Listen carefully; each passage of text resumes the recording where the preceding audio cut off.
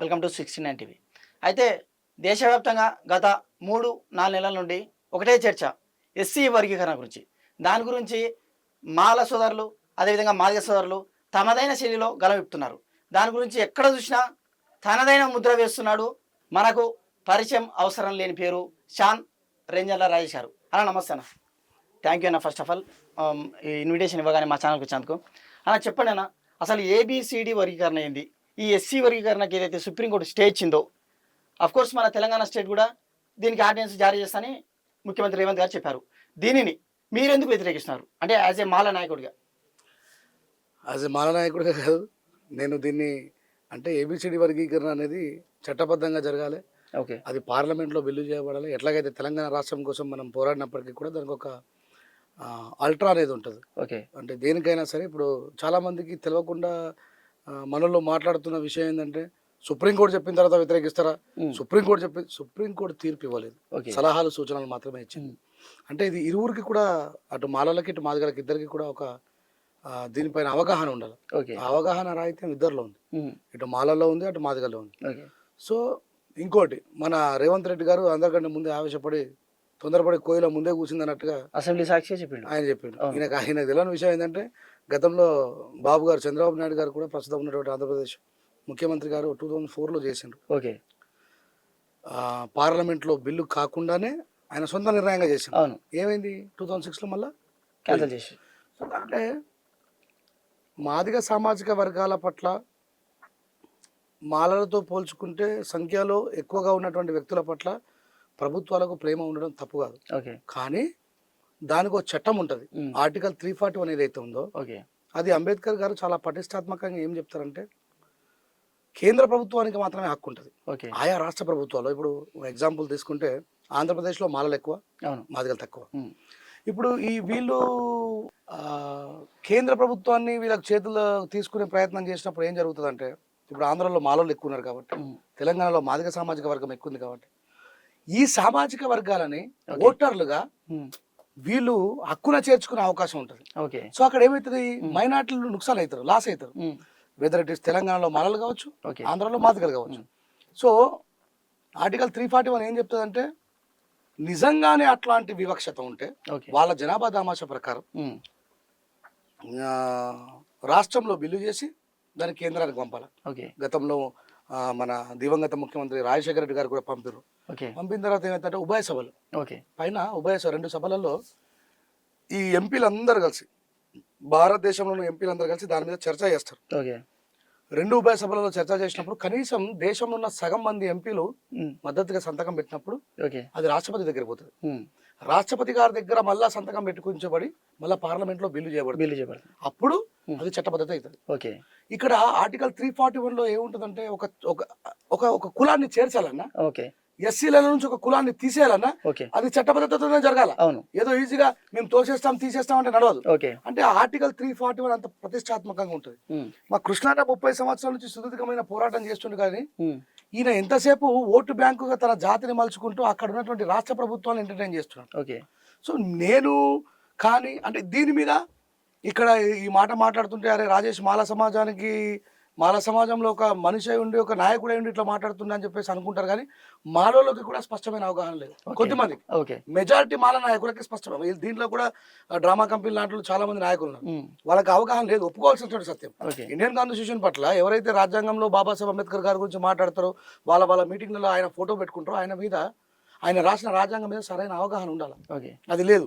ఇప్పుడు ఏమైంది, రేవంత్ రెడ్డి గారు చేసిన, ఒకవేళ అయ్యో పుష్కర్ నేను మాట ఇచ్చినా మరి మాదిగ సామాజిక వర్గాలు రేపు నాకు ఓట్లు వేస్తే అయ్యో అని భయంతో ఆయన చేసినా మళ్ళీ అక్కడ పోతుంది. ఆ పోవుడు ఎవరి వల్ల పోతుంది? అత్యధికంగా మాదిగలు ఉన్నటువంటి ఉత్తరప్రదేశ్ ఎంపీలు దానికి అగెనిస్ట్ గానే, మధ్యప్రదేశ్ ఎంపీలు ఏబిసిడి వర్గీకరణకు అగెనిస్ట్ గానే, తర్వాత బీహార్ ఎంపీలు, వాళ్ళు కూడా, వీళ్ళంతా ఈ మాదిగ ఎంపీలే. ఇక్కడ కేవలం మా మందకృష్ణ ఏం చేస్తున్నారంటే బీజేపీని బలంగా ఎస్టాబ్లిష్ చేయడం కోసం, తెలంగాణలో బీజేపీ ఓట్లని బలంగా నిర్మాణం చేయడం కోసం మాలల్ని తిడుతుండే తప్ప మాలలకి ఆ శక్తిలో భాగస్వామ్యం ఉంది. రాజ్యాంగ విరుద్ధమైన ఏబిసిడి వర్గీకరణ ఆపడానికి, కానీ ఆ శక్తి పూర్తి స్థాయిలో మాలలకు లేదు. మళ్ళీ చెప్తున్నా, మాలలకు దాన్ని ఆపడంలో భాగస్వామ్యం ఉంది, కానీ ఆపే శక్తి వాళ్ళకి లేదు. ఆ శక్తి మొత్తం కూడా ఉత్తరప్రదేశ్ మాదిగలకు, మధ్యప్రదేశ్ మాదిగలకు బీహార్ మాదిగలకే ఉంది. ఓకే. ఈ విషయాన్ని మాలోళ్ళు చెప్పరు, ఓకే. ఈ విషయం మందకృష్ణ చెప్పడు. అదే ఇప్పుడు రేంజర్ల రాజేష్ అనే వ్యక్తి ప్రతి సభలో ఏం చెప్తున్నా అంటే రాజ్యాంగబద్ధంగా క్లాసిఫికేషన్ చేస్తే నాకు నో ప్రాబ్లం అంటున్నాడు. అవును. అంటే ఇది ఎట్లా అంటే డైరెక్ట్ గా నేను అడ్డుకుంటున్నానే మాదిగా ఎవరైతే ఉండరో మాదిగా జాతితోటి ఇబ్బంది పడుద్దని ఇది ఒక వంకగా చెప్తున్నాడా? నిజంగా రాజ్యాంగబద్ధంగా అయి ఉంటే ఒప్పుకుంటున్నానా దానికి? అప్పుడు ఇప్పుడు నిజంగా ఒకవేళ ఇప్పుడు నేనైతే 17 సంవత్సరాల నుంచి ఉద్యమాల్లో ఉన్నా. కానీ అన్న ఉద్యమం 30 సంవత్సరాల నుంచి ఉంది. 2004లో నేను ఉద్యమాల్లో లేను, నేను ఇక్కడ అబ్రాడ్ లో జాబ్ చేసుకుంటున్నాను. 2004లో మరి 2004లో అన్న చేసిండు, రాజేష్ రాలేదు కదా. మరి ఎట్లా 2006లో ఆగిపోయింది? అదే ఈ రోజు అట్లానే ఆగిపోతుంది. మనం కొట్లాడొద్దు. నా ఉద్దేశం ఏంటంటే ఈ రోజు కర్ణాటక ఎలక్షన్ లో బీజేపీకి మద్దతు ఇచ్చి బీజేపీకి ఓట్లు వేయమని పలికింది మందకృష్ణ. తెలంగాణ ఎంపీ ఎలక్షన్లలో ఎవరు ఆర్ఎస్ ప్రవీణ్ కుమార్ గారికి వ్యతిరేకంగా పోయి అక్కడ ఇంకొక బీజేపీ క్యాండిడేట్ని గెలిపించిండు. ఇక్కడ మీ ఛానల్ ద్వారా ఒక నిజాన్ని రివీల్ చేయాలనుకుంటున్నా. వాళ్ళు చాలా మంది మొత్తుకుంటారు. మన రీసెంట్గా అంటే నేను ఇంకా అప్పటికి జైన్ కాకుండా ముందు మాలాల మీటింగ్లో ఒక నేతకాని లీడర్ ఉండి ఆర్ఎస్ ప్రవీణ్ కుమార్ని మేము ఓడగొట్టినామని చెప్పేసి ఒక మాట, అది చాలా వైరల్ అవుతుంది. అయితే వాళ్ళు ఓడగొట్టడం వెనకాల ఒక కారణం ఉంది. ఈయన బిఎస్పీ పార్టీ రాష్ట్ర అధ్యక్షుడు అయిన తర్వాత మీటింగ్ జరిగినప్పుడు అక్కడ ఒక బుద్ధుడి సమ్మేళనం జరుగుతుంది. ఆ బుద్ధుడి సమ్మేళనంలో ఆ బుద్ధుడికి సంబంధించినటువంటి నేను బ్రహ్మ విష్ణు ఈశ్వరుని నమ్మను, నేను నేచర్ని మాత్రమే నమ్ముతానని బుద్ధుడి యొక్క ప్రవచనాలు చదివినప్పుడు ఈయన ఇమీడియట్గా వచ్చి చూసినావా బీజేపీ వాళ్ళంతా కూడా ఆర్ఎస్ ప్రవీణ్ గారికి కౌంటర్ వేసింది. నేను బుద్ధుడి ప్రవచనాలు చదివి బుద్ధుడికి నాకేం సంబంధం లేదని చెప్పేసి Chilukuri Balaji temple next day పోయి నామాలు పెట్టుకొని నేను అదే అని చెప్పేసి ఆయన బయట ప్రకటించుకున్నాను. వాళ్ళు మహర్లు గుర్తుపెట్టుకోవాలి. మాలలలో నీరడులు, సుంకర్లు, తలారోళ్ళు, బేగరోళ్ళు, అట్లా మహర్లు, నేతకానీలు వీళ్ళంతా విత్ ఇన్ ద క్యాస్ట్, ఉపకులాలు కాదు, క్యాస్ట్ లోనే రకరకాల పనులు చేసే వర్గాలు, అవన్నీ మాలలే. వాళ్ళు దాన్ని బలంగా మనసులో పెట్టుకున్నారు. నువ్వు మా బుద్ధుని అవమానించి బుద్ధుడికి నాకు ఎలాంటి సంబంధం లేదని చెప్పి మళ్ళా మా ఏరియాకి పోటీ చేస్తావురా అని చెప్పి సార్ మీద రివెంజ్ తీసుకున్నారు. సరే కాగజ్ నగర్ మాలలు ఆ మాట మాట్లాడినటువంటి నాయకుడి ద్వారా చాలా స్ప్రెడ్ అయిపోయింది. మాలలు మమ్మల్ని ఓడగొట్టిరు అని చెప్పేసి మాట్లాడుతారు కదా. నేను తప్పనట్లేదు, మాలలు చేసింది తప్పే కావచ్చు, మరి మందకృష్ణ చేసింది అంటే మీకు ఎంతసేపు మాలల మీద మాత్రమే కోపం తప్ప, మాలలు మాత్రమే అది తప్ప మీకు మందకృష్ణ గారిని ఏం మాట్లాడరు. అంటే మీరు చేస్తే సంసారం, అవతల చేస్తే వ్యభిచారం. అదే మందకృష్ణ మాదిగా ఓట్ బ్యాంక్ కోసం ఏమైనా చేస్తాడని ఒక 100% చెప్తారు. అయితే ఒక మాట ఏంటంటే 3 దశాబ్దాల నుండి ఒకటే జెండా, అదే ఏదైతే తీసుకుంటూ ఎస్సీ వర్గీకరణ అదే జెండా మోసిండే తప్ప ఎప్పుడైనా ఏ పార్టీ జెండా అయినా అఫీషియల్ అయినా కప్పున్నాను. నేనేమంటున్నా, ఆయన మా అన్న 59 కులాలలో మేము మాలోళ్ళం అయితే ఆయన ఒక మాదిగా మా కులమే, మా అన్నదమ్ముడు నేను కాదంటలేదు. నువ్వు జెండా మార్చలేవు, కన్నవ మార్చలేవు, సిద్ధాంతాన్ని ఎందుకు మారుస్తున్నావు? నువ్వు ఇంకొకటి కాలు మొక్కాల్సిన నాయకుడు కావు, నీ కాళ్ళే ఇంకొకటి మొక్కాల్సిన నాయకుడివి. నువ్వు పోయి ఈ చిన్న విషయం నీకు యూ నోస్ వెరీ వెల్, అది ఎప్పటికీ సాధ్యం కాదనే విషయం మా కృష్ణ కూడా తెలుసు. బాబాసాహెబ్ అంబేద్కర్ ఒకటే మాట చెప్తాడు భారత రాజ్యాంగం రాసినప్పుడు, we are share holders of this country, we are not beggars of this country అన్నాడు.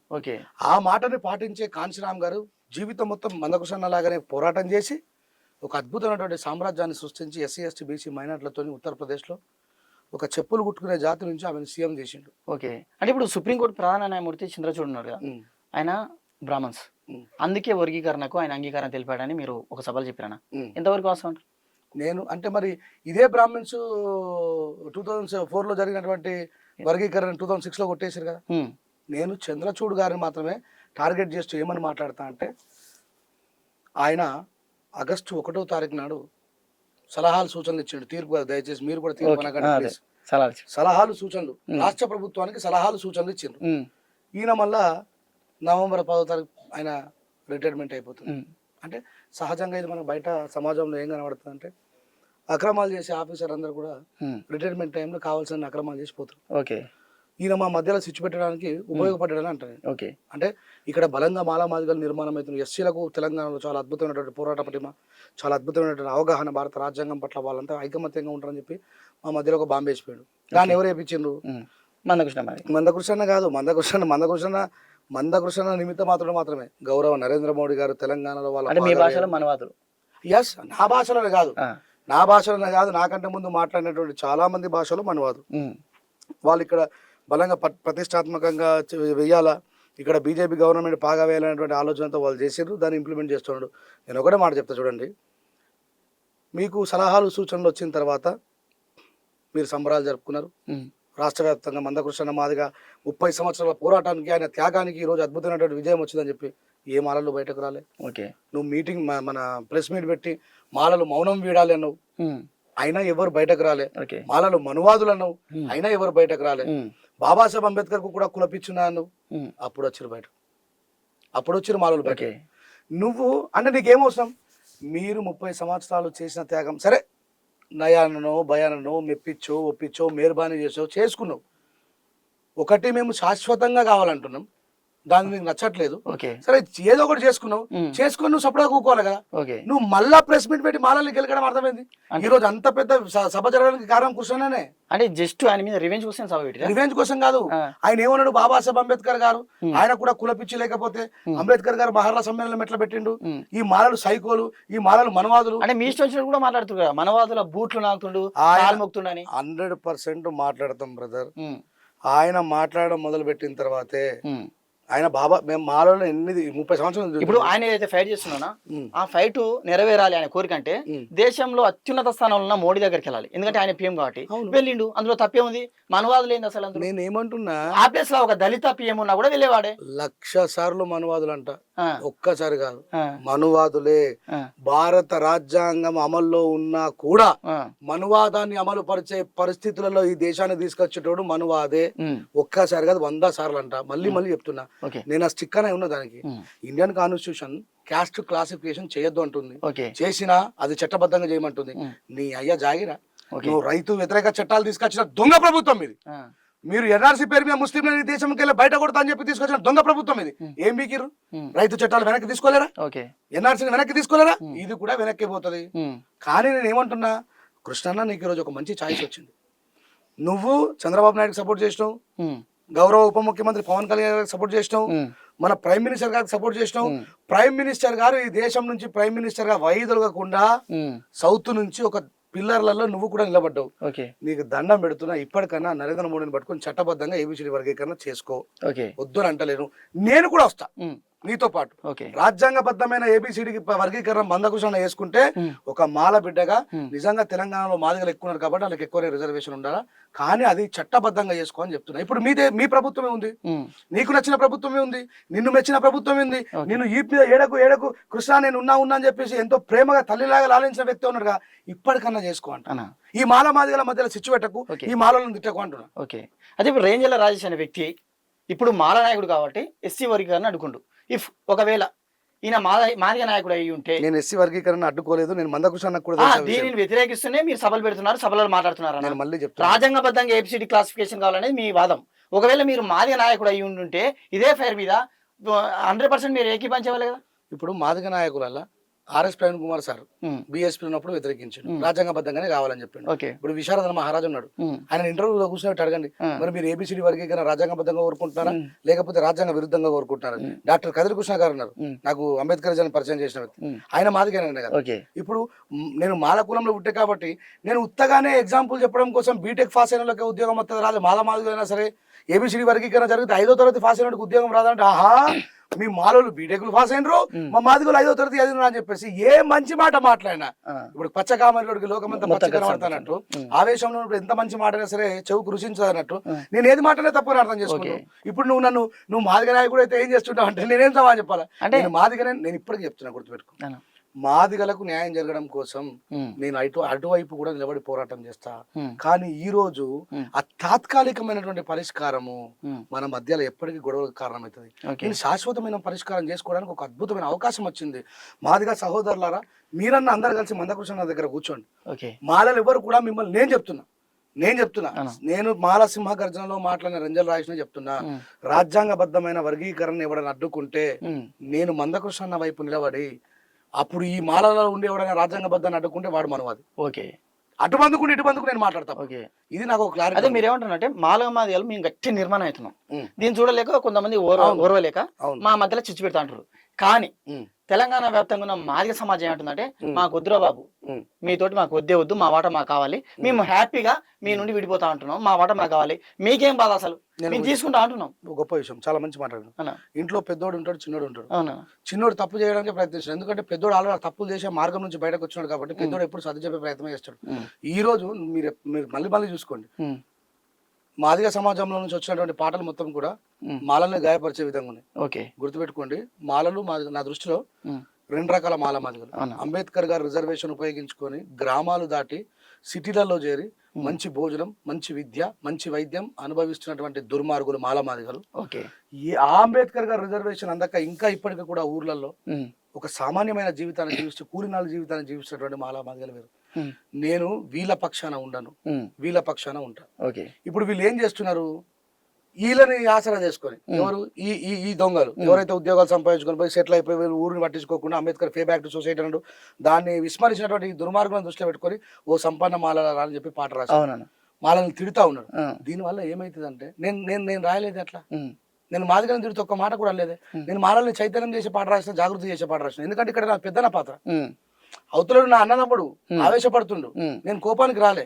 అట్లాగే ఇంతకు ముందు RTV ఛానల్ వాళ్ళు కూడా నా నోటి దగ్గర మైక్ పెట్టి మరి సుక్కరామనాథ్ ఇట్లా ఇష్టం వచ్చినట్టు తిరుగుతుండు, మీ అభిప్రాయం ఏంటంటే ఒకటే చెప్తున్నా, ఆర్టికల్ 19 ఆయనకు స్వేచ్ఛను ఇచ్చిందండి, పాడొచ్చు రాయొచ్చు.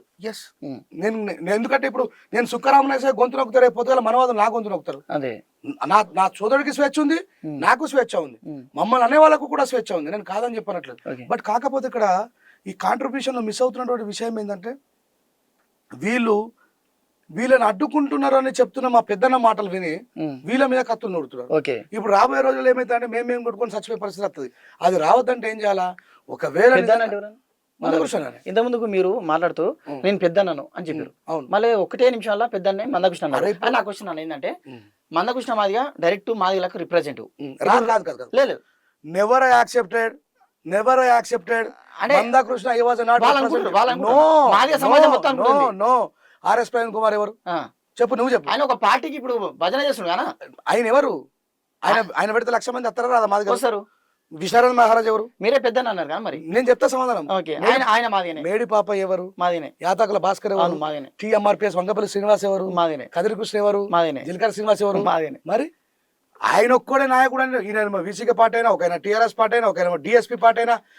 అందుకే చెప్తున్నా, నా క్వశ్చన్ ఏంటంటే ఆయన పెద్దన్న అని ఎట్లయితే సంబంధించారో మీరు కూడా పెద్దన్న అనుకున్నారు కదా, మాలలకు రేంజల రాజేష్ రిప్రజెంటివ్ నేను ఎందుకంటే మీ వాయిస్ ఈజీగా ఇట్లా ప్రజల్లోకి వెళ్తుంది కదా, మంచి మంచి ప్రొఫెసర్లు ఉన్నప్పటికీ మీ వాయిస్ మాత్రం ప్రజల్లోకి వెళ్తుంది, చాలా క్షేత్రస్థాయిలోకి వెళ్తుంది. దానికి 2 కారణాలు. నేను 17 సంవత్సరాల నుంచి చాలా యాక్టివ్ గా ఉద్యమాల్లో ఉన్నా. ఎక్కడ విగ్రహ ధ్వంసాలు జరిగినా, ఎక్కడ దళితుల మీద అన్యాయం జరిగినా, ఎక్కడ బీసీల మీద అన్యాయం జరిగినా, ఎక్కడ ముస్లింల మీద అన్యాయం జరిగినా, ఎక్కడ రైతులకు అన్యాయం జరిగినా, ప్రాక్టికల్ ఉద్యమాలలో 17 సంవత్సరాల నుంచి ఉన్నా కాబట్టి నేను వెల్ నోన్ పర్సన్ కాబట్టి పోతుంది. రెండో విషయం, మందకృష్ణ నన్ను ఎందుకు పెద్దనానంటే అంటే ఆయన ఎప్పటికీ పెద్దనానుడే. ఎందుకోసం అంటున్నా, ఇయ్యాల ఆ సమాజానికి స్పెషల్లీ MRPS ని నమ్ముకొని ఉన్నటువంటి సమాజానికి రిప్రజెంటేటివ్ చేస్తుండే కాబట్టి నేను పెద్దనా అని చెప్పిన. ఆయన రెస్పెక్ట్ చేయాల్సిన అవసరం. నేను ఏ స్టేజ్ మీద కూడా ఆయన పొరపాటు ఒక మాట మాట్లాడలేదు. కాకపోతే ఓపెన్ గా చెప్పిన, మనవాదులు అంటున్నావు, మందకృష్ణ అన్న మనవాదుల సంఖ్య ఎక్కిన, నువ్వు మనవాదువా, రాజ్యాంగం కోసం నిలబడ్డా మేము మనవాదులం అని చెప్పి మాట్లాడినా. ఇప్పుడు ఒక క్లాసిఫికేషన్ వచ్చినప్పుడు, జస్టిస్ కోసం పోరాడుతున్నప్పుడు ఎవరు ఎటువైపు ఉన్నారు అనేది మాత్రం డిక్లరేషన్ లో ఉంటుంది. నేను చెప్పిన మాలకు కూడా మీరు వర్గీకరణ వ్యతిరేక పోరాట సమితిని పెట్టకండి. ఒకవేళ మాదిగ సమాజం యొక్క అభ్యున్నతి మనం కోరుకోకపోతే అంబేద్కర్ గారికి విఘాతం కలిగించేది అవుతుంది. నేను ఏమని చెప్పిన, రాజ్యాంగ రక్షణ సమితి అని పెట్టండి. రాజ్యాంగాన్ని రక్షించుకుంటే రాజ్యాంగంలో అందరూ ఉన్నారు. మాదిగలకు ఎక్కువ భాగం ఉంటే వాళ్ళ ఎక్కువ భాగాన్ని అడ్డుకుంటే నేనైతే ఒప్పుకోను. ఎవరు జనాభా దామాష ప్రకారం వాళ్ళకి 100% రిజర్వేషన్ ఉండాల్సింది. అదే మీరు ఇప్పుడు మాలల సింహగర్జన పెడుతున్నా, దానికి మొన్న చూసినాం 1,00,000 మంది దాకా వచ్చారు. 1,00,000 మంది 1,00,000 మంది 7 లక్షల మంది. ఓకేనా, లక్షలు ఎట్లా బ్రదర్, 70,000 కుర్చీలే ఉన్నాయి. ఓకే. అయితే అక్కడ ఉన్న మాలలు మొత్తం మీకు ఎవరైతే వచ్చారో మాక్సిమం మాలలే, వాళ్ళు మీ స్పీచ్ లకు ప్రభావితం అవుతారు. అదే విధంగా ఇంకో దగ్గర మాది ఆత్మీయ సమ్మేళనాలు జరుగుతున్నాయి, అక్కడ మాది యువకులే మాదిగా ప్రజలే ప్రభావితం అవుతారు వాళ్ళ స్పీచ్ కి. ఈ విధంగా చూసుకుంటే భవిష్యత్తులో మాదిగల మధ్య డిస్టర్బెన్స్ వచ్చే అవకాశాలు ఉన్నాయి కదా. నేనేమంటా అంటే, నేను అందరూ ఒకే తాడు కింద ఉన్నారు ఇన్ని రోజులు జేబీఎం కింద, ఇప్పుడు వీళ్ళ మధ్య చిచ్చు. నేనేమంటున్నా అంటే, నా మాదిగ సమాజం ABCD వర్గీకరణ, శాశ్వతమైన ABCD వర్గీకరణ జరుగుతుందనే భ్రమల నుంచి బయటకు రావాలి. అదే కృష్ణన్నను వీళ్ళంతా కలిసి ఏం ఫోర్స్ చేయాలంటే, అన్న ఇలా నరేంద్ర మోడీ గారు మిమ్మల్ని ఇష్టపడుతున్నారు, ఇలా సౌత్ ఇండియా నుంచి చంద్రబాబు నాయుడు గారు గవర్నమెంట్ నుంచే వాళ్ళు ఇలా మన ప్రెసిడెంట్ సారీ ప్రధాన మంత్రిగా ఉండడానికి దోహదపడ్డది. కాబట్టి ఇప్పటికైనా పార్లమెంట్లో బిల్లు పెట్టించేసి శాశ్వతమైన వర్గీకరణ చేసేయి అని చెప్పి వాళ్ళు చెప్పాలా. లేదు అది సాధ్యం కాలేదు, మళ్ళా ఉత్తరప్రదేశ్లో మాదిగలు వ్యతిరేకించారు, మళ్ళా మధ్యప్రదేశ్లో మాదిగలు వ్యతిరేకించారు, మళ్ళా బీహార్లో మాదిగలు వ్యతిరేకించారు. మాలలు మాదిగలం కలిసి కూర్చొని రేవంత్ రెడ్డి గారి దగ్గర గట్టిగా పోరాటం చేసి ఉమ్మడి ఉద్యమం చేసి 15% ఉన్న రిజర్వేషన్ 20 చేసుకున్నాంపా. ఓకే, ఇవాళ ఎకనామికల్ వీకర్ సెక్షన్ పేరు మీద ఇదే కేంద్ర ప్రభుత్వం 3% ఉన్నటువంటి అగ్రవర్ణాల్లో పేదలకు 10% రిజర్వేషన్ ఇచ్చింది. ఈడబ్ల్యూఎస్ మనకు వాటా ఉంది. మాకు ఎప్పుడో 1931లో జనగణన జరిగితే ఎప్పుడో మాకు ఇచ్చిన రిజర్వేషన్, మా తాతల టైంలో రిజర్వేషన్ అయితే మా తాతలకు, మా తండ్రులకు, మేము మాకు మా పిల్లలు పుట్టిండ్రు, మా జనాభా పెరిగింది. మనకు ఒకవేళ పార్లమెంట్ లో బిల్లు పెట్టిపించే సాధ్యం లేకపోతే ఈ తిట్టడం బంద్ చేయి. మాలోళ్ళు మనువాదులు, మాలోళ్ళు సైకిల్ బంద్ చేసి మాలలారా రండి, మాలా మాదిగలం కలిసి రేవంత్ రెడ్డి దగ్గర కూర్చుందాం, మన 15% రిజర్వేషన్ 20 చేసుకుందాం. 20 చేసుకున్న తర్వాత జనాభా దామాషా ప్రకారం మాదిగలు ఎక్కువ ఉన్నారు కాబట్టి మాదిగలకు ఎక్కువ అప్పినట్టు, మాలలు తక్కువ ఉండే మాలలు తక్కువ, ఆంధ్రప్రదేశ్లో మాలలు ఎక్కువ ఉండే మాలలకు ఎక్కువ, మాదిగలు తక్కువ ఉండే మాదిగలు తక్కువ, గిట్లా డిస్ట్రిబ్యూట్ చేసుకోవాలి. కానీ పొద్దున్నేసి ఇప్పుడు ఆయా రాష్ట్రాలకు పర్మిషన్ ఇచ్చింది, సేమ్ అదే విధంగా తెలంగాణకి ఇచ్చింది. తెలంగాణ కూడా ఇక్కడ ఉన్న గవర్నరు వారి కింద ఉన్న మొత్తం కులగణన చేస్తే 100% ఇక్కడ మాదిగలు అయితే ఎక్కువ కన్నా మాలల కన్నా. ఈ రోజు చెప్పండి అన్న, మాలల కన్నా మాదిగలు ఎక్కువ. ఎందుకంటే చాలా మంది కామెంట్స్ మీరు ఏం చదివిరా మాలలు ఎక్కువ వాళ్ళు చెప్పే లెక్క సైంటిఫిక్ లేదు. వాళ్ళు ఏమంటారు 17% మాదిగలు ఉంటే 4% మాలలు ఉన్నారు చూసావా, అది తప్పు. ఓకే, అది తప్పు. మాదిగల కంటే డబల్ ఉండరు కదా మాలల కన్నా.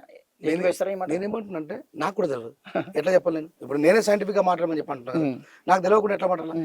రేపు జరుగుతున్న కులగణన కూడా మంచిగా చెప్తాను, గుర్తుపెట్టుకో. That is Indian constitution.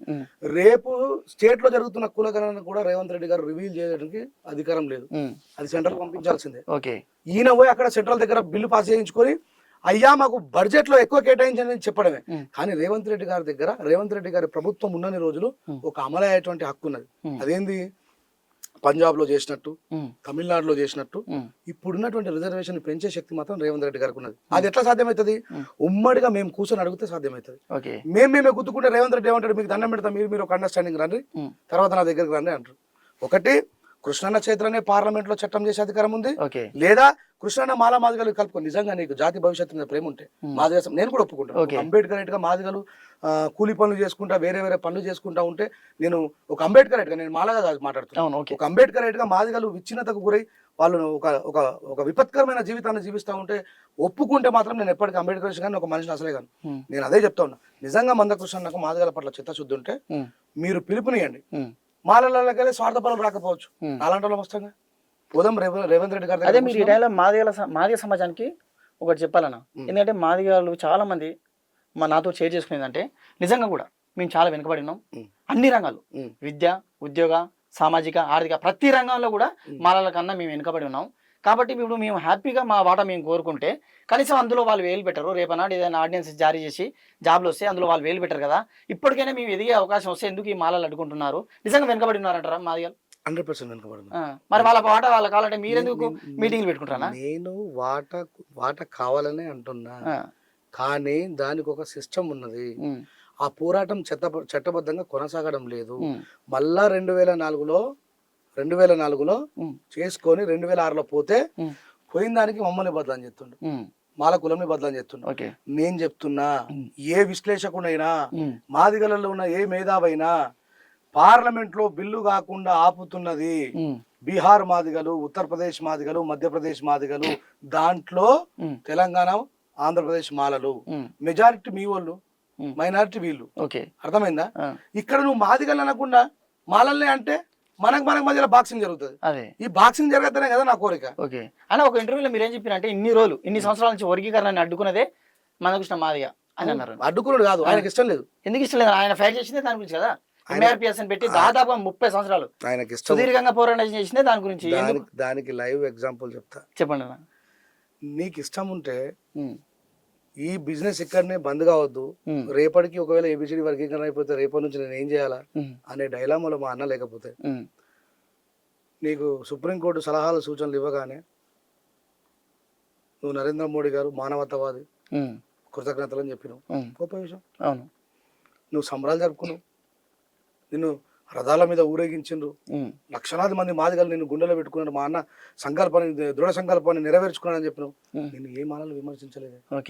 నువ్వు ఎందుకు మళ్ళీ నువ్వు ప్రెస్ మీట్ పెట్టినావు? ఉమ్, మాలలు మౌనం వీలాలి, మాలలు రోడ్డు మీదకి రావాలంటే నువ్వు ఎందుకు రెచ్చగొడుతున్నావు? ఉమ్, అంటే నీకు వీళ్ళు రోడ్డు మీదకి వస్తుంది, మళ్ళీ బంద్ అవుతుంది, ఆ, మళ్ళీ ఇంకా కొన్ని రోజులు కొనసాగించవచ్చు. ఓకే. దీనికంటే ఎగ్జాంపుల్ ఏం కావాలి మిత్రమా? ఉమ్, నువ్వు చేసుకున్నావు, నువ్వు సంబరాలే చేసుకున్నప్పుడు అడ్డు రాలేదంటే నీ అయిపోయింది పోనీ గంగరావు అని చెప్పి సపడకు. ఉమ్, నువ్వు ప్రెస్ మీట్ పెట్టి నరేంద్ర మోడీ గారికి కృతజ్ఞతలు చెప్పాలి, ఉమ్, చంద్రబాబు నాయుడు గారికి కృతజ్ఞతలు చెప్పాలి. అవును. మీరు ఎలక్షన్ల కంటే ముందు మా పార్టీ ఇచ్చిర్రు, మాకు ఇలా క్లాసిఫికేషన్ చేస్తా ఉన్నారు, రాజ్యాంగాన్ని కాదని కూడా చేస్తా ఉన్నారు, అయ్యా మీకు కృతజ్ఞతలు చెప్పి చెప్పాలి. ఉమ్, నువ్వు ఇలా ఎందుకు రెచ్చగొడుతున్నావు? మళ్ళీ ఉమ్, మాలలు మౌనం వేడాలా, ఉమ్, మాలలు రోడ్ల మీదకి రావాలా, ఉమ్, మాలలు ఏబిసిడి వర్గీకరణ మీద మాట్లాడాలా ఉమ్. అంటే ఇది అర్థమైంది. ఇప్పుడు వర్గీకరణ జరుగుతానా? ఎంతవరకు అడ్డుకుంటారన్న? ఎన్నిసార్లు ఈ సింహగర్జన లాంటి మీటింగ్లు పెడతారు? ఎంతవరకు అడ్డుకోగలుగుతారు? నేను ఒక్కటే చెప్తున్నా, ఈ మీరంతా కూడా న్యూస్ రీడర్లు కానీ న్యూస్ యాంకర్లు కానీ మాలలు తెలంగాణలో పెట్టడానికంటే ముందు ఒక మాదిగ నాయకుడు 10 లక్షల మందితో మీటింగ్ పెట్టిండు. ఉమ్, ఆయననే Chandrashekhar Azad MP, okay. ABCD వర్గీకరణ వ్యతిరేకంగా ఆయన మాదిగోడే. ఉమ్, దయచేసి ఆయన మీద మాట్లాడండి అయ్యా. ఉమ్, మాయావతి గారు పోయి బయటకు వచ్చిన తర్వాత ఇమీడియట్లీ ఏమన్నది, ఉమ్, బిఎస్పి పార్టీ ఏబిసిడి వర్గీకరణను వ్యతిరేకిస్తున్నది, ఉమ్, ఎవడైనా ఏబిసిడి వర్గీకరణ కావాలనుకున్నట్టు బిఎస్పి పార్టీ నుంచి వెళ్ళిపోండి అన్నది. ఓకే. ఒక ఇద్దరు దేశంలో ఒక కుదిపేసినటువంటి స్థాయిలో ఉన్న లీడర్ ఇద్దరు మాదిగలు మాట్లాడితే దాని మీద ఎవరు మాట్లాడరు? అదే. అందరు మా మీదే మాట్లాడతారు. ఓకే. మేము ఆపగలిగే శక్తి ఉన్న వాళ్ళము కాదు, ఉమ్, రాజ్యాంగ విరుద్ధాన్ని ఆపగలిగే శక్తి ఉన్న వాళ్ళం కాదు. పైన ఉన్న మాదిగలే ఆపేస్తారు, ఓకే. దానికి తెలంగాణ ఆంధ్రలో మానవాదులు కొద్దిగా బలాన్ని ఇస్తారు అంతే. ఓకే. వీళ్ళకి లేదా శక్తి, మళ్ళీ చెప్తున్నా గుర్తుపెట్టుకో. కానీ అన్న ఏం చేస్తాడు, ఉమ్. వీళ్ళని తిడతాడు. ఓకే. అదే మొన్న ఒక మాదిగ నాయకుడు నాకు ఇంటర్వ్యూ ఇచ్చే క్రమంలో ఏం చెప్పినట్టేనా, రేవంత్ రెడ్డి ఆర్డినెన్స్ జారీ చేసినప్పుడు అదే ఎమ్మెల్యే అంటే కాంగ్రెస్ ఎమ్మెల్యే వివేక్ వెంకటస్వామి ఎందుకు మాలల సింహగర్జన పెట్టిండు, ఆయన ఉనికి చాటుకోవడానికి ఈ మాలలందరినీ ఆయన వాడుకుంటుండు. ఎందుకంటే ఆయన క్యాబినెట్లకు ఎస్సీ కోటలో మినిస్టర్గా తీసుకునే అవకాశం ఉంది కాబట్టి ఆయన వాడుకుంటుండు. ఈ రేంజర్ల రాజేష్ లాంటి వాళ్ళు అందులో పావులు అవుతున్నారు అనేది ఆయన క్వశ్చన్. అన్న పేరు సుఖరాం నరసయ్య. సరే పాపం, అంటే సుఖరాం నరసయ్యకున్న నాలెడ్జ్ మేరకు రాజేష్ అన్న పావు ఇస్తుండు అని, సరే నా మీద ప్రేమ ఉండి మా అన్న బలి కావద్దనేటువంటి ఆలోచనలు ఉండు కావచ్చు. కానీ వివేకన్ననే కాదు, వివేకన్న వాళ్ళ నాన్న కూడా రాజ్యాంగ వ్యతిరేకమైనటువంటి ఏబిసిడి వర్గీకరణ అడ్డుకున్నాడు, వివేకన్న అడ్డుకున్నాడు, రాజేష్ అన్న కూడా అడ్డుకుంటుండు, రాబోయే తరాల వాళ్ళు కూడా అడ్డుకుంటారు. నువ్వు మందకృష్ణ లాంటి ఇంకా 100 మంది మందకృష్ణలు వచ్చినా రాజ్యాంగ వ్యతిరేకమైన ఏబిసిడి వర్గీకరణ జరగదు. ఆర్టికల్ 341 దానికి తావివ్వదు. అది కేంద్రానికే తప్ప రాష్ట్రాలకు అవకాశం లేదు. ఆ విషయం మాదిగ సమాజం మాల సమాజం తెలుసుకోవాలి. వేముల వీరేశం అన్న మీటింగ్ పెట్టిండు. రేవంత్ రెడ్డి గారు రాజ్యాంగానికి కట్టుబడి ఉంటారా, రాజ్యాంగానికి వ్యతిరేకబడి ఉంటారా? ఎవరైనా సరే కట్టుబడి ఉండాలి. మరి ఆయన కూడా తెలియదని చెప్తున్నాను నేను. ఆయన ఏంటంటే మాదిగ సమాజాన్ని ఆకట్టుకోవడం కోసం ఇది జరగద్దని అంబేద్కర్ గారు క్యాస్ట్ క్లాసిఫికేషన్ సెంట్రల్ కి తప్ప స్టేట్ కి ఇవ్వలేరు. ఇప్పుడు ఇక్కడ మాదిగలు చైతన్యమై ఉన్నారు, మాలల కంటే మాదిగలు ఎక్కువ ఉన్నారు కాబట్టి ఆ ఓటు బ్యాంక్ వాళ్ళని సాటిస్ఫై చేయడం కోసం నేను చేస్తాను. అదే చంద్రబాబు నాయుడు గారు చేసిండ్రు. ఈ పరిస్థితి రావద్దు. ఇప్పుడు మైనార్టీ అయినటువంటి మాలలు డిస్క్రిమినేషన్ కి గురవుతారు. అట్ ద సేమ్ టైం ఆంధ్రాలో మాలలు కింద మాదిగలు డిస్క్రిమినేషన్ గురవుతారు. ఇదే విషయంలో ఉత్తరప్రదేశ్ లో మాదిగలు డామినేట్ అవుతారు అక్కడ. అందుకే మాయావతి ఒప్పుకోవట్లేదు. ఈ స్టేట్ కి అధికారం లేదు లేదు లేదు. మళ్ళీ చెప్తున్నా, రేవంత్ రెడ్డి గారు చేసిన సంవత్సరానికో 2 సంవత్సరాలకో ఓం ఫట్ స్వాహ అవుతుంది మళ్ళా. అదే మొన్న మీరు చెప్పారు కదా, ఇప్పుడు వేముల వీరేశం ఒక మీటింగ్ పెట్టినని, అది ఎక్కడంటే నల్గొండలో. ఆ ఆత్మీయ సమ్మేళనంలో మన సుఖరాం నరసయ్య ఒక ఆవేదన చెందిన ఆయన గురించి ఒక మాల నాయకుడు ఏం మాట్లాడినంటే, నీకు వండి పెట్టే పిల్లనే మాలపిల్ల అని ఆయన వ్యక్తిగత విషయంలో వెలుపెట్టినా.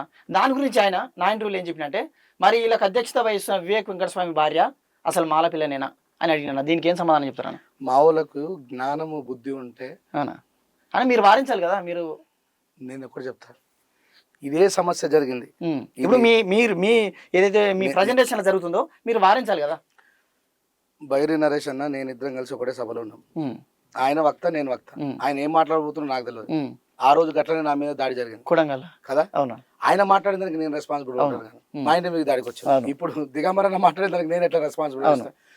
రాజేష్ అన్న, సోమన్న, కాసిమన్న, మందకృష్ణ అన్న అని కాకుండా వీళ్ళకు జ్ఞానం లేక, ఐడియాలజీ మీద పట్టు లేక వ్యక్తిగత విషయాలకు పోదు. నేను తర్వాత అడిగిన దిగంబర్ అన్న, మీరు ఎందుకు ఏపూరు సోమన్న గురించి సుఖరామనాథ గురించి మాట్లాడాల్సి వచ్చిందంటే, వీళ్ళు వరంగల్ మీటింగ్ పెట్టి ఒక ఐపీఎస్ ఆఫీసర్ నాగరాజు అని పట్టుకుని అరే నాగరాజు నీ బతికెంత అని చెప్పి మాట్లాడుతున్నారు. వీళ్ళు ఏందన్నట్టు నాకు అర్థం కాదు. ఇప్పుడు ఆవేశాలు అనేవి ఎప్పుడు ఉంటాయి. ఓకే, నేను మాట్లాడలేదు, ఆయన మాట్లాడాను, ఆయన మాట మాట్లాడకూడదు. మనోళ్ళు శుక్రవారం మరి ఎక్స్ప్లెనేషన్ ఏంటంటే దానికి, అవును రాబాయ్ నేను 7th క్లాస్ చదివినా నాకు అంతే వస్తా అంటుండు. అలాంటప్పుడు దిగంబర్ అనే వ్యక్తి కొంచెం ఎడ్యుకేటెడ్ కదా, అలా మాట్లాడేది లేకుండా కానీ నాకు వచ్చాను. సో ఇంకోసారి నువ్వు ఇంటర్వ్యూ చేయి ఆయన, ఎందుకంటే ఎస్ సమాజం తెలవాలి.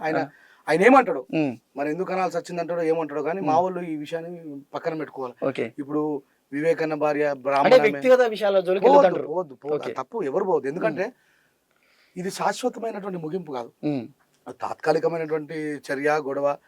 తర్వాత మాల మాదిగోళ్ళు అందరం కలిసి ఉద్యమాలు చేసే రోజులు ఉంటాయి. దీని మీద మన వ్యక్తిగత అభిప్రాయాలని మన ఇంటి పరువుని బజారు పాలు చేసుకోవద్దు. సుక్కరాం నరసయ్యకు మాలలో పిల్లని పెళ్లి చేసుకునే రైట్ అంబేద్కర్ ఇచ్చిండు. మందకృష్ణ మాదిగన్న కూతురికి మాలలో పిల్లగాన్ని లగ్గం చేసే అధికారము అంబేద్కర్ ఇచ్చిండు. వివేక్ వెంకటస్వామి గారు కూడా బ్రాహ్మణామిని పెళ్లి చేసుకునే అధికారం బాబాసాహెబ్ అంబేద్కర్ ఇచ్చిండు. అంబేద్కర్ గారే కులాంతర వివాహాలు జరగాలని కోరుకున్నాడు. వీళ్ళకి బుద్ధి ఉంటే అలాంటి మాటలు బజార్లో మాట్లాడాల్సిన అవసరం లేదు. అది తప్పు, నేనే ఒప్పుకో. ఇప్పుడు ఎస్సీ వర్గీకరణ రాజ్యాంగబద్ధంగా జరగాలి, దానికోసం రేంజల రాజేష్ అనే వ్యక్తి ఎంతవరకు పోరాడుతున్నా, మీ పాత్ర ఎట్లా ఉండబోతుంది భవిష్యత్తు? నేను ఏమంటున్నా అంటే దేనికైనా మందకృష్ణ అన్న వెంట నడవడమే. ఎందుకంటే నేను ఓపెన్ రేంజల రాజేష్ అనే వ్యక్తి ఒక సమూహం కాదు, మీరు స్టార్ట్ చేస్తే మీ వెనుక ఒక సమూహం ఉంటుంది. అలాంటప్పుడు మీరు ఏ పాత్ర వహించబోతున్నారు భవిష్యత్తులో? ఇప్పుడు ఈ 30 సంవత్సరాల ఉద్యమ రథాన్ని ముందుకు తీసుకుపోయిన వ్యక్తి పక్కకు తీసుకపోకుండా సక్రమంగా తీసుకపోతే నా బలాన్ని కూడా ఆయనకు బలం చేస్తాను. నేను చిన్న పిల్లగానే ఆయన ముందర, ఆయన పెద్ద నాయకుడు ఆయన బచ్చగానే కానీ ఏదో కొద్ది గొప్ప రాముడికి వృధ సాయం చేసినట్టు నేను చెప్తాను. మొత్తం నా వెనక మాల సమాజం అంతా వస్తుందని చెప్పి కూడా నేను చెప్పాను. ఎందుకంటే I'm not representative of Mala community, I'm representative of 17 సంవత్సరాలుగా నేను బహుజన సమాజం కోసం పోరాడిన. ఇప్పుడు నేను వెయిట్ చేసిన. బాబాసాహెబ్ అంబేద్కర్ గారిని కాసిం అన్న లాంటి ప్రొఫెసర్ కూడా ఒక కులానికి అంకితం చేసినప్పుడు నాకు గుండె చాలా తల్లడింది. బాబు జగజీవన్ రావు మాదిగలకు బాబాసాహెబ్ అంబేద్కర్ మాలలకు అన్నప్పుడు అలాంటి మాటలు మాట్లాడకూడదు వాళ్ళు. ఆయన కమ్యూనిస్ట్ విరసం అనేటువంటి ఒక సంఘానికి. ఈ విషయానికి వస్తే కొంతమంది బాబు జగజీవన్ రావు కూడా మాల నాయకులు కొంచెం కించపరుస్తున్నట్టు అనిపిస్తున్నా. నేను ఏమంటున్నా, బాబు జగజీవన్ రావు గారు ఒక పొలిటీషియన్ అంతే, ఈజ్ ఎ గ్రేట్ పొలిటీషియన్. ఆయన జాతిని ఉపయోగించుకొని గొప్పగా పొలిటీషియన్ అయ్యిండు, ఎస్సీ రిజర్వేషన్ ఉపయోగించుకొని పొలిటీషియన్ అయ్యిండు. ఆయన మీద కూడా చాలా ఆయన ఒక విగ్రహావిష్కరణకు పోతే ఒక మాదిగోడు విగ్రహావిష్కరణ చేసిందని చెప్పి ఆయన ఉప ప్రధానిగా ఉండగా కూడా ఆయన వెళ్ళిపోయిన తర్వాత మళ్ళా ఆడ పెండ ఆ ఉచ్చతో ఆ విగ్రహానికి అడిగిండ్రు. ఆఖరికి ఆయన చచ్చిపోతే రాజకీయ నాయకులు అందరు పెట్టే దగ్గర కూడా పెట్టకుండా ఆయన మాదిగోడిని తీసుకొని వచ్చి మా పెద్దల పక్కన పెడతాం ఆయన సమాధానం చెప్పేసి పాపం బాబు జగజీవన్ రావు గారి సమాధిని ఏదో పుస్తకంలో ఆయన రాసుకున్నాడు, నా తోటలోనే నా సమాధి పెట్టాలని చెప్పేసి. ఆయన మీద కూడా చాలా డిస్క్రిమినేషన్లు జరిగాయి. సో నేనేమంటానంటే ఆయన ఒక ఉద్యమకారుడుగా ఈ జాతి కోసం పోరాడిన వ్యక్తిగా నేను కూడా ఒప్పుకోను. బట్ పొలిటీషియన్ లైక్ బాలక సుమన్, గోల బాలరాజు, ఇట్లా ఒక పొలిటీషియన్. వీళ్ళంతా టిఆర్ఎస్ గవర్నమెంట్ ఎదిరించే శక్తిహీనుడు. అట్లాగే ఆయన కూడా కాంగ్రెస్ గవర్నమెంట్ ఎదిరించలేడు. ఈ రోజులలో 2023 కూడా ఎదిరించలేడు. ఆ రోజులలో 1947 కంటే ముందు ఎట్లా ఎదిరిస్తాడు? సో కొన్ని బూటకమ్మ మీకు పొలిటీషియన్ గా మీకు ఇష్టమైతే ఓకే, కానీ బాబాసాహెబ్ అంబేద్కర్ గారికి ఆయనకి ఎలాంటి సంబంధమే లేదు. ఓకే, అదే ఈ ఎస్సీ వర్గీకరణ అనే టాపిక్ పక్క పెడితేనా, మీరు ఇంటర్వ్యూకి వచ్చే ముందల అయ్యప్ప పడిపూజకు వెళ్ళి వచ్చిరన్న 3 సంవత్సరాల కింద ఏదైతే అయ్యప్ప స్వాములు మీ ఇంటిపై దాడి చేశారో, అంటే రాజేష్ అనే వ్యక్తి దొరికితే ఇమీడియట్ గా అక్కడ స్పాట్ లో చంపాలి అన్నే ఒక కోపంతో వచ్చిన వారి దగ్గరికి ఈ రోజు వెళ్ళి అక్కడ సన్మానం చేయించుకోవడం జరిగింది. ఏందన్న అసలు ఆ కథ ఏంది? అసలు అంటే రాజు వస్తాదని అవును పెద్ద ఆయన ఉంటాడు. ఆ పెద్ద ఆయనకి నేను చాలా వ్యక్తిగతంగా చాలా ఇష్టం. ఒక నేను గాయకుడిగా, రచయితగా, అంటే ఈ బ్రాహ్మణ్య వ్యవస్థ చేస్తున్న అన్టచబిలిటీ మీద పోరాటం చేయడం కానీ, నేను శివభక్తుని కాబట్టి నేను పాడే పాటలు ఇవన్నీ కూడా చాలా ఇష్టం ఆయనకి. ఆయన ఎప్పటి నుంచో అడుగుతున్నాను కానీ ఇలా టైం దొరికింది. బిడ్డ ఇట్లా పడి పూజ ఉంది, నువ్వు ఖచ్చితంగా రావాలన్నా అని చెప్పంటే పోయినా. అక్కడ చాలా మంది అయ్యప్ప స్వామి కూడా ఆశ్చర్యపోయినారు, ఈయన వచ్చింది రాజు. నాకు ఎప్పుడు దేవుడు అంటే వ్యతిరేకత ఉండదు. దేవుని పేరు మీద మమ్మల్ని అంటరాని వాళ్ళుగా చూసేవాళ్ళంటే బాధ తప్ప. అంటే విపరీతంగా హిందూ మతం మీద విషయం కక్కే రేంజల రాజేష్ విషయం కక్కలేదు. మళ్ళీ చెప్తున్నా, అది గుర్తుపెట్టుకోండి. హిందుత్వం వేరు, బ్రాహ్మణిజం వేరు. మనం అటు పోవద్దు. కానీ లేదన్న వర్గీకరణకు ఈ విషయం ముగించే ముందు నాకు ఒక్కటే క్వశ్చన్, దీనికి అనుసంధానమైన ప్రశ్ననే. చాలా మంది హిందువులకు మీ మీద కోపం ఉంటుంది. ఎందుకంటే పేరుకేమో అంబేద్కర్ విగ్రహావిష్కరణ లేకుంటే అంబేద్కర్ వర్ధంతి, జరిగే సభ మొత్తం నాస్తిక సభ. ఉమ్. ఇందులో ఎవరిని తినాలి? మీరు సుప్రభాతం కూడా చాలా వెటకారంగా ఉమ్. బ్రాహ్మణులను ఏంటంటే అవమానపరిచే విధంగా సుప్రభాతం పాడి దాని ఎక్స్ప్లెనేషన్ దాని పర్యాపదాలు వేరే తీస్తారు. ఉమ్. ఇలాంటి మీరు ఈ రోజు ఉమ్. ఈ జేబీఎం నాస్తిక ఇలాంటి నినాదాలు వదిలేసి వర్గీకరణ మీరు కొట్టుకు వస్తుంటే ఉమ్. ఎవరికైనా అప్పుడు మీ మీద కోపం ఉందో వాళ్ళు హ్యాపీగా ఉంటే దీని గురించి ఒకవేళ చర్చించుకుంటే అరే లేదు అసలు మాల మాదేలే కొట్లాడుతారు ఇంకా హిందుత్వం మీద వీళ్ళ విషయం చిమ్మే టైం లేదు అనుకుంటే ఒకేలా వాళ్ళకి ఏం సమాధానం చెప్తారు? అరే మేము ఎప్పుడు హిందుత్వం మీద విషయం చిమ్మమ్మబ్బా. మేము మాకు ఒకటి చెప్తా, సుప్రభాతం వెటకారంగా పాడరు కానీ ఒకసారి మా ఛానల్ నేను ఒకటి చెప్తా గుర్తుపెట్టుకో. నేనే అందరికంటే ఎక్కువ తెలివైన వ్యక్తిని కాదు. నేను తప్పు చేస్తే నన్ను ఏ హిందూ సంఘాలైనా ఏ బ్రాహ్మణ సంఘాలైనా పిలిచి రాజేష్ నీకు నేర్పినోడు తప్పు నేర్పిండు నాన్న, ఇది కాదు అని చెప్పి నేర్పితే నేర్చుకోవడానికి నేను సిద్ధంగా ఉన్నా. నాకంత అహంకారం ఏం లేదు. రెంజల్ రాజేషే గెలుస్తాడు అని పోటీ పెట్టుకుందాం అనేటువంటి ఆతృత కూడా లేదు. మన రీసెంట్ గా గౌరవనీయులు రాధా మనోహర్ దాస్ గారు ఒక ఇంటర్వ్యూలో కూర్చున్నప్పుడు ఒక యాంకర్ అడుగుతున్నాను, ఇలాంటి తెలివైన యాంకర్ ఏమంటున్నారంటే సార్ ఇప్పుడు మరి వాల్మీకి రామాయణం ప్రకారం సీతమ్మని ముడితే 1000 వక్కలై చచ్చిపోతారు కదా, మరి రావణాసురుడు సీతమ్మ గారి కురులని ముడి వేసుకొని తీసుకుపోయింది కదా, మరి ఆయన ఎందుకు చచ్చిపోలేడు అంటే చాలా మంచి ప్రశ్న, ఇది మన పెద్దవాళ్ళని అడిగి తెలుసుకుందాం అన్నాడు. అంటే ఒక హిందుత్వంలో లెజెండ్గా ఉండి క్రైస్తవులని ముస్లింలని కాదని వాళ్ళ లోపల ఐక్యత బాగుంది, మన హిందువులమే ఐక్యత లోపించిన వాళ్ళం, మనం అందరం హిందువులమందరం కూడా ఐక్యం కావాలని మాట్లాడుతున్న రాధా మనోహర్ దాసు గారే కెమెరా ముంగడ సరిగా సమానం చెప్పకపోతే నేనైతే చిన్నోని ఏదో ఆవేశంలో మాట్లాడుంటే కావచ్చు. ఎందుకంటే మా జాతిని అంటరాలు అంటారు, మా వాళ్ళని గుళ్ళకి రానిత్తలేరు, మమ్మల్ని దేవుని మొక్కనిత్తలేరు, కోపంతో మాట్లాడే కావచ్చు. నాకు సమాధానం చెప్పాను, లేదు బిడ్డ ఇట్లా కాదు ఇట్లా అని చెప్పి నేర్చుకుంటా. అంటే హిందూ సమాజం అంటే మీకు అమితమైన గౌరవం ఎందుకున్నా నేను వాళ్ళ కోపం అంతే, వాళ్ళ మీద నా బాధ అంతా. అంటే ఇప్పుడు యావత్ హిందూ సమాజం మిమ్మల్ని వ్యతిరేకంగా చూస్తున్నా చెప్తాను. రీసెంట్ గా మొన్న మహబూబ్నగర్ జిల్లాలో ఒక సాఫ్ట్వేర్ ఎంప్లాయీ పిల్లగాడు ఒక అమ్మాయిని తీసుకొని పోయి, ఇద్దరు మేజరే అధికారికంగా అన్ని సర్టిఫికేట్ తీసుకొని పోయి గుళ్ళు అలా సొంత గుళ్ళో ఊర్లో ఉన్న గుళ్ళో పూజ చేసుకుందామని పెళ్లి చేసుకుందామని పోయారు. పంతులు గారు వాళ్ళు ఇద్దరు బయట పెడతారు, గుడి తలుపులు మూసేసి చాలు మీరు రావద్దండి. అరే ఏం సార్ నాకు అర్థం కాదు, మేము శుభ్రమైన బట్టలు వేసుకోలేమా, లేకపోతే మేము శుభ్రంగా లేమా, ఆమె బెంగళూరు విప్రోలో పనిచేస్తుంది, నేను హైదరాబాద్లో పనిచేస్తాను, మాకు నెలకు 1,00,000 రూపాయల జీతం ఉంది, మమ్మల్ని ఎందుకు ఇట్లా బయటకు వెళ్ళబడుతుంటే మీరు ఏమైనా కావచ్చు, మీరు అంటరాళ్ళు కాబట్టి మిమ్మల్ని బయట ఉంచాలని చెప్పంటే పూజారి గారి కొడుకు పాపం పూజ చేసి వాళ్ళకి పెళ్లి చేసిండు. అప్పుడు నేను చీకోటి ప్రవీణ్ అన్నకు ఫోన్ చేసిన, అన్న చూసినావు అన్న ఇంత నువ్వు అన్నావు ఒక రోజు అన్నాడు, ఎవరు మన క్రాంతితో ఇంటర్వ్యూలో అన్నాడు, నా దళిత సోదరులను ఎవడన్నా అంటచ్చుబుల్ అని చెప్పేసి వ్యతిరేకిస్తే నేను వస్తా పద అన్నాడు. నేను చీకోటి ప్రవీణ్ అన్నకు ఫోన్ చేసిన, ఫోన్ చేస్తే ప్రొద్దున వరకు వాళ్ళని పర్ఫెక్ట్ గా సెట్ చేసి పెట్టాను. ఒక అట్లాంటి హిందువులు అంటే నాకు ఇష్టం. జాతి అనే భేదం లేకుండా మనవాడికి ఎవరికైనా సమస్య వస్తే నిలబడేవాడే నిజమైన హిందూ. హిందుత్వంలోనే మేమున్నాం, మమ్మల్ని మీరు అంటారు మాల మాదిగోలు అందరి తర్వాత బతుకమ్మలు వేయాలి, అందరి తర్వాత గణపతులు వేయాలంటే నాకు బాధ అనిపిస్తుంది. బాధ అనిపించే మాట్లాడినా. ఇప్పుడు చీకటి ప్రవీణ్ అన్న చెప్పిన నేను అన్న చాలా కృతజ్ఞత, మీలాంటి వాళ్ళు ఉంటే హిందుత్వం చాలా బలపడుతుంది అన్న, ఈ అన్టచబిలిటీ వ్యవస్థను రూపుమాపాలని చెప్పన్న. అంటే మీరు వివరణ ఇవ్వాలి కూడా సమాజానికి, ఎందుకు హిందూ సమాజానికి మిమ్మల్ని మీ పట్ల ఎందుకు ద్వేషంగా ఉంది అంటనా. ఈ రాజేష్ అనే వ్యక్తి హిందుత్వంపై విషయం చెబుతూ క్రైస్తవాన్ని పెంచి పోషిస్తున్నాడు, క్రైస్తవ మిషనరీల నుండి ఫండ్స్ తీసుకుంటూ అని ఒక పెద్ద కాసిపోతున్నాను. ఒక్క మాట చెప్తాను, నా మిత్రులారా, భారతీయ ప్రజలారా, శ్రేయోభిలాషారా, దయచేసి ఎన్ని యూట్యూబ్ ఛానళ్ళు ఉంటే అన్ని యూట్యూబ్ ఛానళ్ళు తీసుకొని మీరే స్వయంగా రేంజర్లకు వచ్చి మా ఇల్లు పక్కకున్న వాళ్ళని, మా గ్రామ పంచాయతీ వాళ్ళని, మా ఎంఆర్ఓని, మా ఎంపీడీఓ గారిని, నేను ఎక్కడన్నా క్రైస్తవున్నా, నేను ఎప్పుడన్నా చర్చికి పోతానా అంటే నేను అన్ని మతాన్ని గౌరవిస్తాను. ఈ రోజు పడి పూజ కూడా భోజనం పెట్టారు, హనుమంతరావు గారు నేను పక్కన కూర్చొని భోజనం చేస్తాను.